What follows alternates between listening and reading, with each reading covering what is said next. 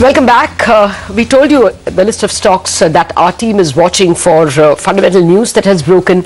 Now we get you our bunch of trading experts who will give you an idea of how you might trade the day itself. We have Sudarshan Sukhani, we have Mayuresh and Chandan Tapadia joining us. Good morning to all three of you gentlemen.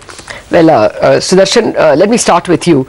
The Nifty bounced between 7,800 and 7,850 yesterday, finishing practically in the middle. Today, are the chances that it dips, breaches 7,800? Good morning. Lata, I really don't know, which simply means that the markets are probably, I'm assuming they're probably trying to build some kind of a base here or a trading range. So that process is always choppy and uncertain. But the key elements of our trading strategy for the short term are that so far as 7,700 holds, 7,700, we'll assume that the market is trying to put a low in place. And if that is so, then short selling will not make money. The money will be made on the long side of the market because 7,700 is holding, is providing support, so the bounce should be expected on the upside. So this is the assumption on which we are preparing our strategy. Now the Nifty needs to give us an affirmative signal that it's going up, and 7850, the resistance levels you were talking about, is that level. So the Nifty needs to cross 7850 for us to go long in the index. That's the strategy. Day traders can take trades on both sides. If the morning weakness persists, you can take a short sell for a few points on the downside or a long idea, but the real trade is on the long side above 7850. Sorry, I didn't get you. Suppose it doesn't cross 7850, that for the first half hour or 45 minutes, it strays towards 78. There is no trade? No, there is no trade. If it doesn't, it's not a first half hour. It could cross 7850 in the last hour also. It doesn't matter. That's the resistance zone. The Nifty's buying opportunity comes if it gives us some signs of strength. It says, I'm willing to go higher. If the message comes in, we buy at 7850 or we don't take a trade. Okay. That is a trade that is overnight. That would be a swing trade. For day traders, the markets are fair game. If there is morning weakness, you sell for a few points, or there is some strength, you buy for a few points. That's all. Okay. We won't track that trade. I'm just giving an idea. We'll track the 7850 trade. Okay. And what about the bank Nifty? Does it show signs of bottoming out? Will it take leadership today? It had abandoned it for a better part of this week. Well, it does, it's doing what the Nifty is doing. It's showing some signs of bottoming out. The interesting part in the bank Nifty is the bullish patterns that individual banks are showing. Not all of them. Many of the PSU banks, we've spoken about it. And perhaps Axis, which hasn't done anything and could therefore be willing to go higher. So there is a sense that the bank Nifty could actually lead if there is an upside breakout. If there is no upside breakout, then I think it will flounder just as the Nifty will. Okay, well, some news coming in on the exchanges by Gammon India. They say that they are looking to transfer their civil EPC business, which is all their civil engineering, procurement, construction business in roads, hydropower, etc., to Gammon Retail Infrastructure Private Limited, which is the company's wholly owned subsidiary. And the transfer as approved on 14th August 2015 will be carried off subject to shareholder approval. And the carve out of the civil EPC business is in order to enable potential equity investors to invest in the civil EPC business per se. And the board is also evaluating proposals from potential investors for its civil EPC business. So that's an interesting update coming in from Gammon India. But more on that in a bit. Before that, Sudarshan, morning. Let's start off with the stocks that you're recommending for the day. Very interesting bunch. You have a buy on Century Textiles, and I was just going through the chart. The last 4-5 days have been quite good for the stock. You expect more on the upside? Yes, and what has happened is from August onwards, it's been in a narrow trading range. It's on the verge of breaking out of that trading range on the upside. That should tell us that again a bottoming out process was in place. That's complete, took 3 months, which is normal, and the stock is now willing to go higher. It's not just a day trade. I think it's something you can actually buy and hold for a few weeks. It's worth putting some money in. Okay. Let me get Mayuresh into the conversation for one very important question. Mayuresh, you track airline stocks. We saw that big penalty being imposed on them. Would this be an occasion to sell these stocks, or will you buy the distress?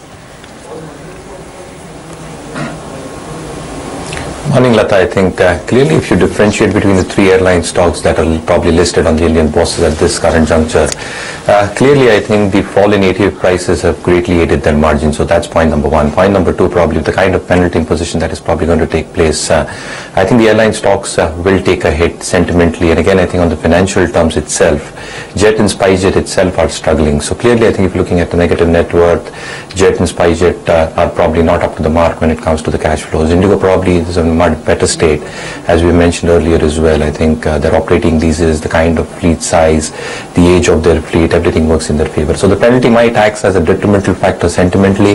The stocks might correct. But again, I think our take is that within these stocks itself, I think if you are holding on to Interglobe Aviation, I think clearly hold on to that stock. Clearly ATF prices are on the downturn. Again, they're expected to stay in a range. So incrementally, I think once the load factors start moving up, I think the airline stocks will see some amount of rebound after the correction that we see. But again, I think hold on to Interglobe. Jet and SpiceJet, not too sure about how the cash flows will pan out. Okay, so that's the word coming in on the airline stocks. Sudarshan, getting back to some of the buys that you have on your list, Motherson Sumi, that's a buy once again. Is it just for the shorter term trader, or does it look good for investment as well? Well, it's certainly attractive for the shorter term trader. It was a buy a few days earlier also, and Motherson Sumi is doing what a good stock should do. After a big decline, it stopped falling and went into a base making process. That's the time when it says I'm not falling anymore. So we don't buy when it is falling. We don't buy when it is stopped. It's now breaking out of that base. It's almost a perfect example of how a buying stock behaves. I would be a buyer. I think I would probably hold it. It's just making a bullish head and shoulder. That's always something good for a few weeks, maybe even an investing idea. Okay, let me get Chandan as well into the index conversation. Morning, Chandan. What is your Nifty strategy today? Good morning. We have seen recovery of around 150 points in last two trading session after the correction of 600 points in last 3-4 weeks. Index corrected from 83.30 to 77.15 kind of levels, but now it requires a sustainable move above 78.50 to continue its momentum towards 79.50 kind of levels. If I sum up the database, we have seen decline in volatility by 5-6%. Volatility index fell down from 18 to 16 levels, but put call ratio is not moving above 0.7 to 0.73 levels, which indicates that call writers are putting pressure in the market. So for the day, if it sustains above 7800, then only I'll trade for the long side, but the conviction will come if market manages to hold above 78.50 levels. Okay, Sudarshan, from the IT space, the mid-cap IT space, we've seen plenty of buying in the last fortnight or so. The stock that you've picked out for us today is Geometric? Yeah, Geometric. And see how IT is behaving. The large cap IT is having a very bad time. I wonder what's going on.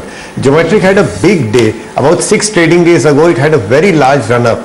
That large run-up told us there are strong buyers in the market. After that run-up, prices should consolidate. And exactly that was not the time to buy. They have been consolidating for 5 days. It now is enough consolidation in a very narrow range, so this run-up could resume. So I would be a buyer in Geometric. It's again not just a day trade. You could carry this position. The chances are when a stock breaks out in the way Geometric did, there's much more upside. Okay, one stock that actually broke down was Coal India, didn't it? You have a buy today? It's bottoming out? It broke down in a longer time frame. Yes, it fell from 452 all the way to 300. But after 300, it is not going lower. It's rallied. That rally, in spite of bad news, hasn't seen it crack down. It's now in a very narrow range. Again, a bullish pattern is under development there. Now this pattern is not complete. We are only anticipating that because lows are not being made, new lows, this should break on the upside. I would be a buyer in Coal India. The risk is very small and the potential reward is quite good. Okay, now on to your sell call. What tops your list is Bata. This one has not been able to recover ever since it's posted its weak earnings. You expect more downside there? Yeah, more downside. It's not participating in any rallies. Every day it falls. It's again in a narrow range. This time the narrow range could be a precursor for another decline. It's not a good stock to buy, and almost certainly for professional traders it's a short sell. And finally, you have a short sell on Siemens as well. Is it only Siemens, or are there any other stocks in this sector that one can short sell? I think this entire sector is weak. Siemens, L&T, BHEL, Crompton Greaves, that's a pity. But Siemens is the stock we have selected today. It's already broken down from a narrow trading range. It was falling down, then it made a trading range. The stock has an option of breaking out of that, going higher. This one did not take that option, it fell lower. That's not good news. So it's a short sell. I'll quickly recap my Nifty strategy. I buy only above 78.50. The Bank Nifty has already given us a buy signal. So if any trade is taken in the Bank Nifty, even now it can be on the long side. The Bank Nifty will not go alone. The Nifty and the Bank Nifty will go up together, although the Bank Nifty has told us it has given us a buy.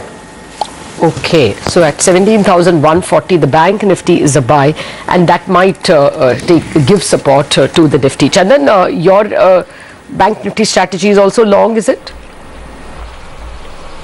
Yeah, if we compare the Nifty and Bank Nifty in the entire series, Nifty is down by more than 3%, but Bank Nifty is down by 1/4%, which indicates some outperformance coming in the Bank Nifty. Bank Nifty also taken support near to 16,800 zone. Until it remains above 17,000, we have potential to move towards 17,450 to 17,500 levels. Although we are missing some follow-up buying at higher levels, so better to trade with the option or the option strategy. So those who are interested to trade the bounce back move of the Bank Nifty can go for the bull call spread by buying 17,200 call and selling 17,500 call. Okay. When we come to some individual stocks which actually stood out, and Varinder as well referred to that, Stride Zacolab, it's such a standout performer. You think it's worthy of being bought further? Yes, if you look at the yesterday's stock hit the fresh new lifetime high and also added open interest of more than 5-6% at new high territory, which indicates that fresh longs are coming at higher levels. It has crossed the previous hurdle of 1375 and made a new lifetime high. I'm expecting this momentum to continue as per its breakout in the database. So recommending to go long at current levels or in any decline with a stop loss of 1335. For the upside, target was 1440 zone. Okay, hold on to that thought, gentlemen. There is one macro factor which perhaps is going to move stocks today, although we have been living with it for some time now. The seventh pay commission's recommendations. The money is anyway going to be paid out to employees in 2016, but we now know that the recommendations are coming tomorrow. The market has a chance to react today. Sonal Verma of Nomura joins us on the phone line. Sonal, from what you have picked up, what are you expecting that the recommendations will do to the economy? Hi, morning, Lata. I think the news reports are talking about a 15% increase, which actually is significantly lower than what the Sixth Pay Commission had recommended, which was close to a 40% increase in salaries. So the extent of increase is actually on the lower side of expectations. Nevertheless, in terms of the economic impact, there are 2-3 things to keep in mind. One is obviously the fiscal impact. If it is indeed 15%, then the fiscal impact, which is typically spread out over 2 years, so both in FY17 and FY18, because the recommendations will be taken into account when the next budget is presented, as salaries have to be increased from 1st of Jan 2016. The fiscal impact, I mean, in the first year and the second year combined, most likely is going to be around 0.1 to 0.2 percentage points. To put this in comparison, the Sixth Pay Commission impact was close to 0.4 to 0.5 percentage points just in the year one alone. There was another 0.3 percentage points impact in the second year. Second is typically what we've seen is that states implement their own pay commission once the center commission, center releases it, and the state employs a lot more, government employees as compared to the central government. So the impact on the central government employees and pensions, etc., together is about 8 million people, as compared to state governments which employ close to 12 million or so people. So there we should be seeing more state governments implementing it in the next year. Also, I think this is clearly a consumption bonus. Therefore, typically demand for discretionary items like cars and other white goods tends to pick up. which is something we should expect as well. Obviously, the key, challenge for the government is how do you balance the fiscal? Because you do know that, in FY17, the fiscal deficit target is 3.5% of GDP. So we have the one rank, one pay, we have the 7th pay commission on the lower side, but nevertheless it is an additional expenditure. So there has to be some strategy to balance, some of the expense items that they now have to pay for. Right. Yeah, point taken. But Sonal, the long and the short of what you're saying is that the consumption boost is not going to be as much as the market and the economists were preparing. I would think so. I think, the inflation-linked dearness allowance increase has been going on every year. So this is basically the real increases in salaries, which over a 10-year period is a 15% increase. It's like 1.5% real wage increase. Typically, like I said, most of us recent memories for the 6th pay commission where the hike was close to 40%. So I would say the extent of increase is on the lower side of expectations. Nevertheless, it is an increase and therefore it will lead to some increase in consumption, no doubt. All right, we leave it at that. Sonal, thanks for your quick take. So the sum and substance is that there will be a 15% salary hike that is recommended, but that's much lower than the 35% that was given in 2008. Mayuresh, come in on this, because from a stock market's point of view, there is an expectation that there will be an increase in discretionary spending for, cars, two-wheelers, electronic items, etc. What are the stocks that you think could get positively impacted because of this? So clearly, I think, Sonia, as Sonal was putting through, I think the rate hike, if it happens at 15%, that it is still coming to go through. So clearly, I think if you look at the kind of impact that it has on discretionary spending, I think white goods is one item that you probably see. You see cars, and then you see the FMCG products, whether they are the higher end or the lower rung. So clearly, I think a lot of FMCG companies, if I put that perspective through, have started taking price cuts because they have to shore up their volumes.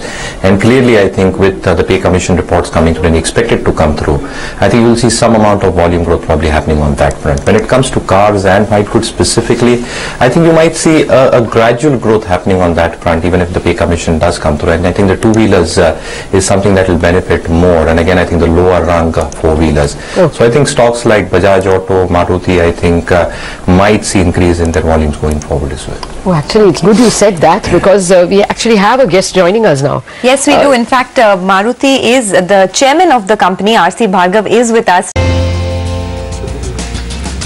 Right, we are back from the break and the markets are about to give you pre-opening rates. So we will not go to our guests for strategies at this point.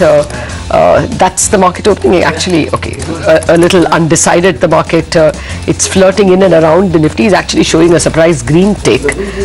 We had seen some red ticks across Asia, and SGX Nifty in early morning trades was, let's pull up the SGX Nifty in any case, just to check whether that index is still giving any bad news. The Sensex and the Nifty are, at the moment a bit divergent. Sensex a little lower, and no, there it goes into the green again. Okay, it's a very, very confusing market. SGX Nifty clearly indicated to us that there will be a bit of a red start. So let's wait and see if the Indian markets have something else coming into their minds. The rupee is opened a little weaker. That was to be always expected. It's marginally weaker. About the dollar is expensive by about 10 pies. The dollar has been so strong globally that or above should always be expected, but that's no indication as to how the stock markets will move. One more look at the indices just to check if we are getting any settled numbers there. The indices are still extremely volatile.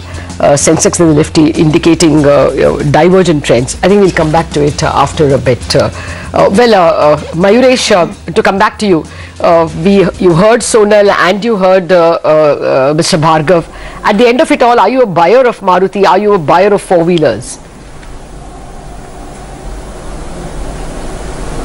Oh yes, Lata, and I think the story for Maruti does continue, and the premiumization that Maruti gets, I think, is justified. Decent market share. Again, I think the kind of product mix that Maruti has got is very, very encouraging. The kind of new launches it has got, Baleno has been extremely well received by the markets. And clearly, I think if you look at the fall in raw material costs, I think the margins that one really expects Maruti to post should be sustained. So clearly, I think the kind of earnings that Maruti is expected to derive close to the 225 odd mark, I think we're expecting that to sustain. So clearly, yes, I think Maruti is something that we clearly like. And again, I think Tata Motors is something that we still recommend long-term investors to probably have a look at. With the exciting new launches coming through for Tata Motors, specifically on the PV side, and with JLR expected probably to post better numbers going forward. The Chinese numbers, which are expected to be muted in single digits, probably are well discounted and factored in by the markets. So I think, yes, four-wheeler stocks, specifically Maruti and Tata Motors, is what we like at the current juncture. All right, well, in pre-opening, there are a couple of stocks that are in focus for sure. Dishman Pharma, after that big fall yesterday, is seeing a bit of a recovery today after clarifications that came in from the management first on CNBC TV 18 that they've not factored any revenue from Clovis in their guidance. And that stock, in fact, is up about 2% or so. So keep an eye out on that. And a lot of these, okay, now it's very, very volatile. So now trading down about 12% I think we shouldn't look at them. These are just bid rates. Yeah, the bid rates are not getting adjusted, so it's in pre-opening it's actually settled about slightly. I think we'll go back to these rates after about 5 minutes, probably, as the market starts to factor in the conversation. Let's get back to our guests for more picks. Apollo Tyres, I was just wanting to ask Chandan that you have a buy on that stock. You're buying the call, Chandan? Yes, if you look at the price pattern of the Apollo Tyre, the stock has taken support near to 150 to 155 zone, and the support is working well from last 18 months. So the stock is turning from the support zone. That's why we are taking risk, but better to trade with option. Here I am recommending to go for 160 call around 5 rupees, keep the stop loss of 2 rupees, and if the stock move to us 168 to 170 zone, then this call can move to us 9 to 10 rupees. Okay, Mayuresh, you've identified a couple of stocks for us for the long-term investor. One of them is KNR Construction. That stock has had a great run this year. It's up about 80%. Would you expect more there? Oh yes, Sonia, and I think the premiumization story should continue for KNR Construction. I think the quarterly numbers were very impressive in my opinion. I think a 25% jump in top line, more to do with the contributions that Chhindwara and Dabra Hirsa projects have probably done. The bottom line and PAT margins at 10.5% were equally impressive as well. So if you look at the order book structure, Sonia, for KNR Construction, the 3655 odd crores, it is 4.3 times. So I think the revenue visibility is on track for the next 24 odd months. The management, in fact, has guided for more orders of around 750 to 1,000 crores for the remainder of FY16. So I think the revenue visibility is apparently there for KNR Construction. The execution has been extremely good. If you look at their PAT and their EBITDA margins at around 14.5%, I think that gives a strong confidence for long-term investors to probably assume that the working capital cycle is much shorter, and they've got a very strong balance sheet. So a debt equity of 0.1 is hardly seen in construction companies, EPC companies. Earnings growth of 22% is what we probably expect to come through for KNR Construction. And clearly, I think if you look at valuations as well, I think we are still expecting EBITDA margin between 14.5%, as I mentioned earlier. And on the standalone EPC business, I think we're still valuing it at 15 times. Even if you give it an EPS of around 38.5 rupees, the standalone business itself contributes a huge chunk. Add to that the BOT projects that it is probably operating out of, and that contribution itself will take the stock price to 690. And again, we have not included the two annuity projects because they are already securitized, which has 40% JV tail. So I think valuation-wise, margin expansion, strong order book, execution being extremely good, I think the company is poised to deliver good numbers go ahead, and I think the premiumization should continue for KNR Construction. Okay, well, I think the markets are now settling down, and there is a little bit of red on the screen, not a whole lot. The Sensex and the Nifty are actually flat. A marginal red tick of 0.02% or thereabouts. Infosys continues to belabor. We had, now this is a different rate. I think there's some problem with the rates that's showing on the screen. Infosys actually is about down 1%. At this point in time. Yes. And Axis Bank as well is continuing to show weakness. I think the rates that were flashing on the screen were incorrect. The rate on the right hand screen on Nifty and the other indices are right, but I think there is some problem with the stock prices that are shown on the screen, so don't go by those rates. The bid rates, not traded rates, for Infosys is down 1.5%. Among other stocks that are weak are Kotak Mahindra and Dr. Reddy's, but actually it's a market that is still settling down. We can't be very sure how the pre-opening rates will settle, but it does look like the Sensex and the Nifty are going to see a minor red tick at this point in time. Can't see too many banks as well among the green. HDFC Bank is up about 0.1. Yes Bank is also up just a little, but even among the banks, Axis, IndusInd, Bank of Baroda, PNB are continuing to be in the red. Maybe we want to look at even the metal stocks and see whether they're taking any fresh reverses at all. Tata Steel is down, Vedanta is down, Hindalco I guess is also down. So the copper stocks, the metal stocks are finally beginning to see some profit taking. They have had a very good week so far. Hindalco is flat, but Vedanta is showing a little bit of profit taking. Sudarshan, any thoughts at all on all these metal related stocks? Vedanta, Hindalco, Tata Steel? Well, it's quite possible that they are seeing the last leg of their bear market, but it's not a time to buy. So I don't think there is a short selling idea anymore here, because they are likely to go to lower levels, bounce from there and become choppy. Perhaps metals are left alone, there is nothing to buy, and short selling could be risky.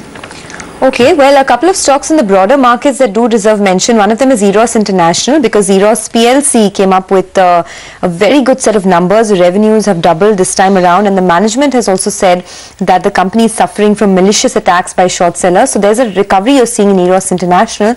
And some of these aviation stocks like Jet Airways, Indigo and SpiceJet are under pressure because of the CCI fine of 256 crores on all three of these companies put together. So all of them are down in the red. And Dishman Pharma, now the adjusted rate should come up for you. It is up almost about 4% right now, reacting to clarifications from the management. Before we let you guys go, Mayuresh, you have one more long-term recommendation for us, which is LinkPen. What kind of target do you have? If you can quickly take us through that. So clearly, Sonia, I think as the name suggests, I think the company is in pens, stationery, pencils, ball pens, gel pens, and clearly the numbers have been quite encouraging so far. The domestic number has possibly been a little bit on the tepid side, but exports has seen a big uptick probably in the quarter gone by. So clearly, I think export degrowth of 5% in FY15, I think would be largely compensated in this year. Clearly, if you're looking at top line growth, we're assuming an 8% top line growth with numbers touching 371 odd crores. The margin should again sustain quite decently around 9.5% for LinkPen and plastics. And clearly, I think the strategy is to have selling points beyond 10 rupees, and that is clearly where the competition is not present, specifically from the unorganized market. It's got a very strong brand recall. It's got a 10% market share. The ROEs have seen significant improvement to around 16%. We're expecting that to expand to 17.5%. The debt has come down from 43 odd crores to 18 crores, which has resulted in interest payments actually coming down from 3.5 crores to 1.5 crores. So clearly, I think with cash flows coming through, debt coming down further, with new products coming through, expansion into southern and western India, and again, I think increased exposure to the export market will hold the stock in good stead. All right, so that's the target on LinkPens from Mayuresh, 185 rupees. The stock now trades at 163. So that's over a 10% gain expected. Well, let me quickly run through other strategies that Chandan has. Chandan, you have a buy or, oh, you're buying the put of BHEL. You're negative on the stock? Yes, we have negative view on BHEL. The stock has been falling down, but has taken a pause as market is recovering. But looking at the broader picture and the call writing at higher levels, we are recommending to go for the put, as weakness may continue towards 175 to 174 zone. So the trade is buy 180 put around 4 rupees. Keep the stop loss of 2, and this put can move towards 8 to 8.5. And then you have sells on Hero Moto and SKS. Yes, if you look at the Hero Moto, stock has taken multiple hurdle near to 2680 zone and falling down from last 4 trading sessions with liquidation of long position. Although it has immediate support near to 2570, 2580 zone, but I'm expecting this support to break and go down to us 2510 kind of level.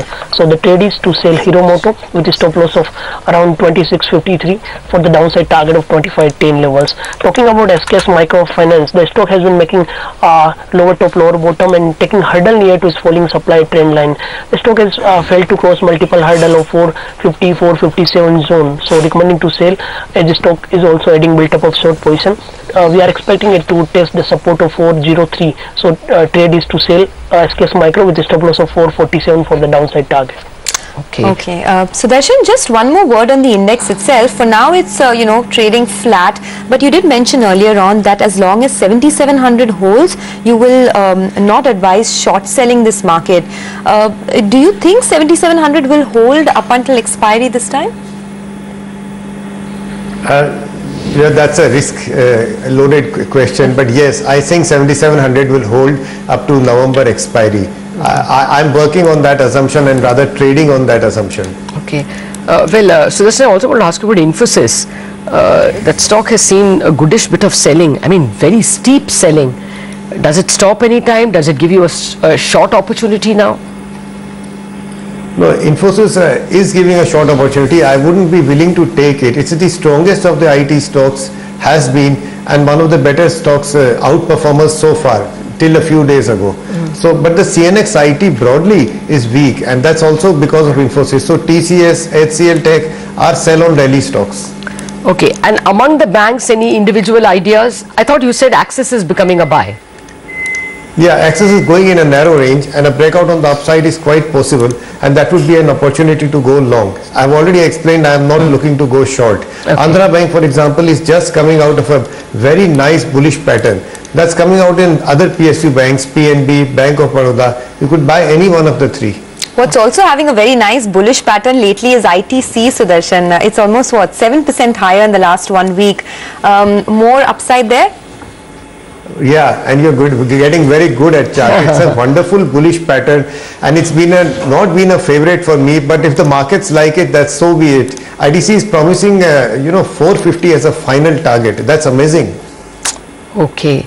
Actually, I just want one more word from Mayuresh before the market opens. Just 1 minute to go. Mayuresh, the Dishman Pharma explanation, did it convince you? Will you buy that stock? Lata, I think we had a buy recommendation at levels around 150, 160 with a target of around 290. So clearly we are assuming the turnover, the capex coming down, the CRAMS segment, the vitamin D business to do well. So again, I think not entirely convinced with what the management had to say, but again, I think the numbers that we were penciling has factored in the stock price at the current juncture. So again, I think I'd wait for declines onto the stock. But clearly, I think in terms of both valuations and expectations from even an FY17 perspective, a lot probably has got built into the price. Okay. Well, at the moment, it seems to be happy with the management's explanation. The initial reaction before the market opens, the bid rate is slightly higher for Dishman Pharma. So some losses are getting, some shorts are getting covered, or so it seems. Just a few seconds for the markets to open, and it looks like it will be a mildly negative opening, leaving no trade on the Nifty at this point in time. But of course, plenty of individual trades are available. There goes the bell. Okay, so what's in the green first? Actually, the Nifty is opened a little lower than what the pre-market suggested. It's now down about 0.3%, 7814, though 78 is still held. And the Sensex has moved a distance away from 26,000. We are more at 25,800. What's actually helping the markets today? I'll begin with that list first. Bharti Airtel up 0.6, Tech Mahindra up 0.7, Tata Motors up 0.8. Actually, that's the lead winner. Then comes Sun Pharma 0.6 up. ITC, as Sonia has been pointing out helpfully, is continuing with the green track, up about 0.5%. L&T is up about 0.25%. ACC is up. NTPC is up, all minorly. Z, Bajaj Auto, Maruti Suzuki, all in flat to mildly green terrain. What's in the red now? Infosys continues about 2%. It's still bleeding. Vedanta expectedly is losing what it gained. It put on about 5% this week. So it's shedding a bit of that with all the negative cues coming from LME for copper. Down about 1%, not a whole lot actually. Hero Moto is selling off. Chandan told you to do that. It's down 1%. HCL Tech is down 1%. GAIL is down 0.8. It's been gaining so much. GAIL is seeing some bit of profit taking. It's actually one of the top gainers this week in the Nifty. GAIL was up about 8% and now it's lost about 1 or 2% of that. Whatever it gains from the new hydrocarbon policy is going to be really back-ended. So perhaps the market is now, after playing that game, shedding a bit. Hindalco is also down, but only 0.5%. So LME has not had a very seminal impact on the metal stocks. It's a minor impact. Tata Steel is down about 0.4. Just to complete the metals pack. Reliance is down about 0.4. So commodity stocks are not the toast of the morning today. Today the toast of the morning is a bunch of automobile and pharmaceutical stocks. So there is BHEL actually which is gaining. Tata Motors, Sun Pharma, Tech Mahindra, Asian Paints, L&T, ITC. Those are the top gainers for the morning. Sonia, mid-caps? Oh, it's a lackluster opening for the mid-cap index, but yes, it's flat with a bit of a positive bias. So compared to the frontliners, yes, there's a bit of traction there. The market breadth is positive, slightly in favor of the advances. Not too much traction in morning trade, but the space to be in once again is sugar. So you have all of your sugar names like Rana Sugar, Dwarikesh Sugar, Shri Renuka Sugar, all of them gaining about anywhere between 2 to about 5% odd. That's looking good. Dishman Pharma is seeing a bounce back. Remember, even despite the fall we saw yesterday, Dishman is still up almost 160% this year. That's the kind of returns that it has given investors. So there's a lot of faith in this stock, and the stock, as you can see, is seeing a rebound, up 5% odd. Some of these aviation stocks are falling, but not too much. So on the back of the CCI fine of 256 crores, Jet Airways is down 3%, SpiceJet is down 3%, and Indigo as well is getting shaved off, but just a tad bit. Eros is reacting to a good set of numbers from Eros PLC, so that's up and about in trade at this point. And a couple of other stocks to focus on. Motherson Sumi, which was a stock recommended by Sudarshan, is up almost about 1.5%, and UB Holdings continues to tank. Remember, the company has been named as a willful defaulter by SBI, so UB Holdings is now down almost about 6% odd. But otherwise, Lata, it's a very quiet opening. All three indices flat. Yes, absolutely. At an index level, there's really not much movement. But as you say, sugar is keeping the market regaled at this point in time.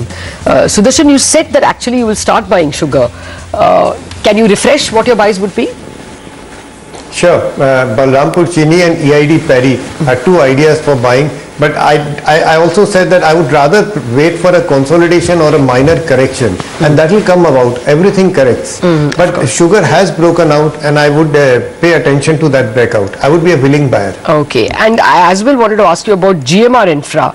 That rally after the numbers, after the results, is no one-day wonder. It's continued for quite a few days.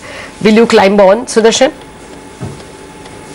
It could, but I wouldn't buy it. And the context is not supportive as of now. So it could rally for all I know. But I don't have a view. I mean, I have a view that I would not buy it. Chandan, you have a view either ways on GMR Infra?